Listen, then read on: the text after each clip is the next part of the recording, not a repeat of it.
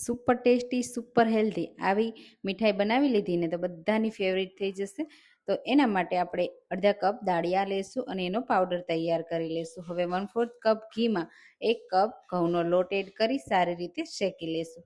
તો એકદમ સરસ રીતે શેકી લેવાનો. અહીંયા તમને ઘી વધારે એડ કરવું હોય ને તો એડ કરી શકાય. આ રીતે શેકાઈ જાય ને પછી આપણે જે ચણાનો પાવડર તૈયાર કર્યો છે એને મિક્સ કરી દેશું. ને ગરમી માટેની આ બેસ્ટ મીઠાઈ છે. હવે એક બીજી પેનમાં અડધા કપ ખાંડને 1/4 કપ પાણી સાથે મિક્સ કરી અને સરસ એવી પોણા તારની ચાસણી તૈયાર કરીશું. એક તારની પૂરી નથી કરવાની, નહીંતર આ મીઠાઈ હાર્ડ થઈ જશે. બસ આ રીતે ચાસણી તૈયાર થઈ જાય ને એટલે મીઠાઈની સાથે મિક્સ કરીશું. થોડી વાર મિક્સ કરીશું ને એટલે બધું મિક્સર આ રીતે પેનથી અલગ થઈ જશે.